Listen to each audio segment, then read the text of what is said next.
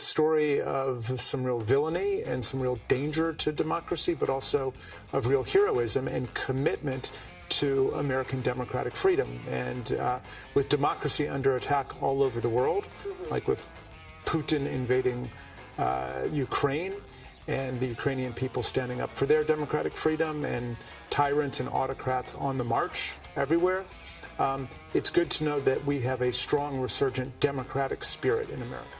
I want to talk about Jamie Raskin. The January 6th Committee has written quite an interesting report. I think you should check it out. It's absolutely devastating. I think just the summary is like 158 pages. But it's a good read. Why did you think making that referral was necessary? Why not just let your work stand on its own with the public hearings? Well, because of the magnitude of the attack on democracy. You know, we don't have a formal statutory offense called crimes against democracy, but that's what everything was together. And then there were hundreds of actual statutory offenses under that.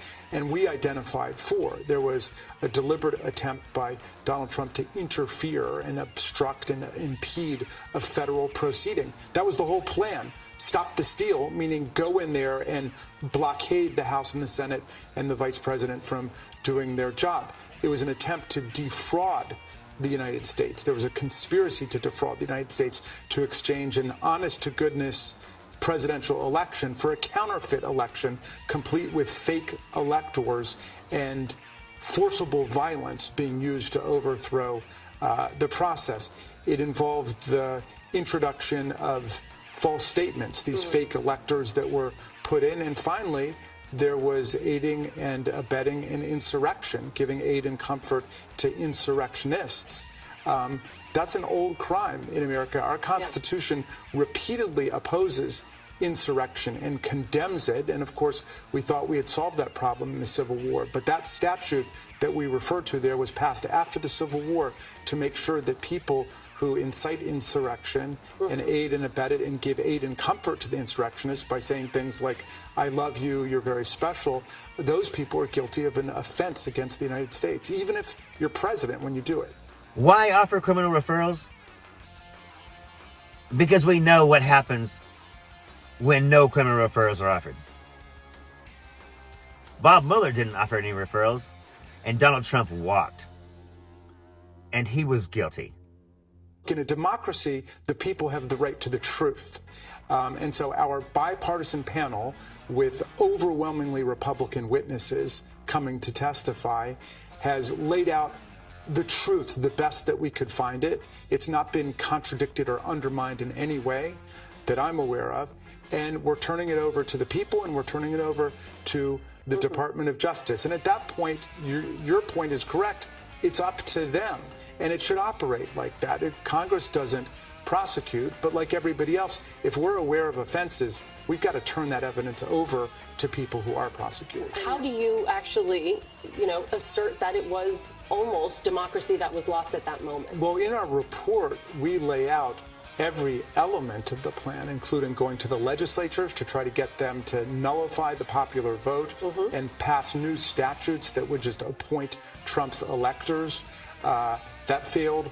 We lay out his plan of going to election officials like Raffensperger in Georgia, but he wasn't the only one. There were more than a dozen cases like that, and trying to get them just to concoct votes. Just find me 11,780 votes. That wasn't Donald Trump trying to stop election fraud. That was Donald Trump trying to commit election fraud. Conspiracy to defraud is right. Through paperwork, through the media, through the National Archives, and through the Electoral College, they tried to defraud the federal government. They tried a coup.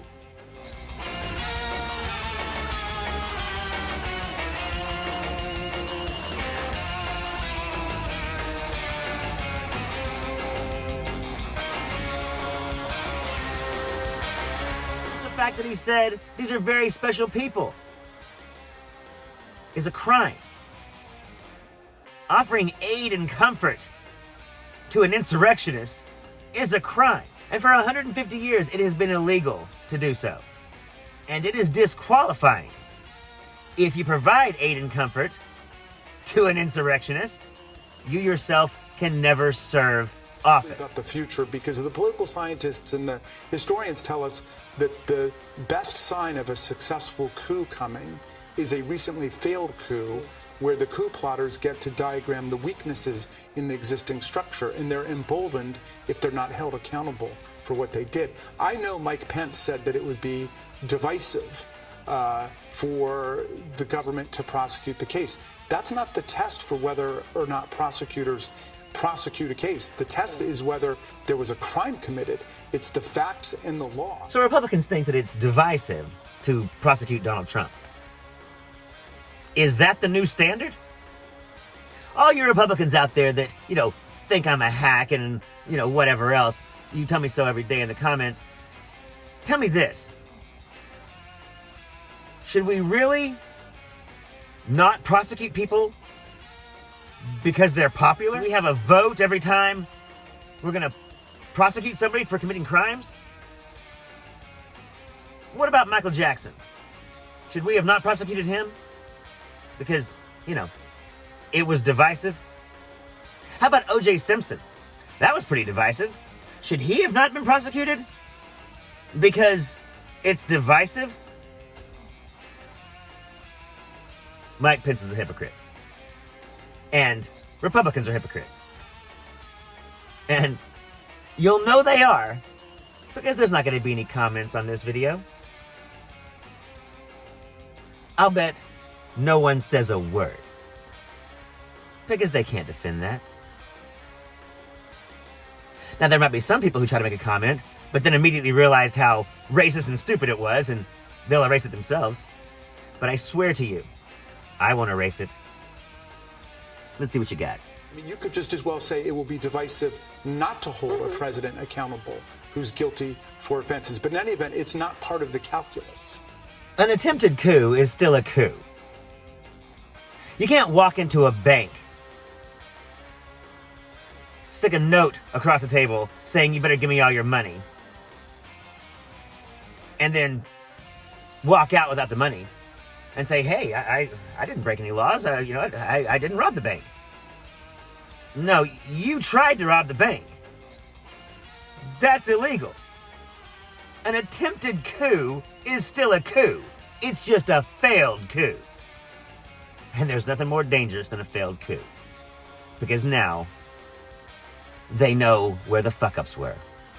They're not going to make the same mistakes twice. Are we seriously going to allow this guy to get a second bite at that apple? Like and subscribe. Let me tell you though, I do love the comments. Comments really help out my channel. Maybe that's why they don't want to comment.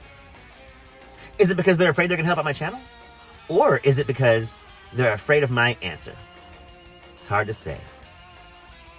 I do know, anytime I do answer one of their comments, they immediately delete it.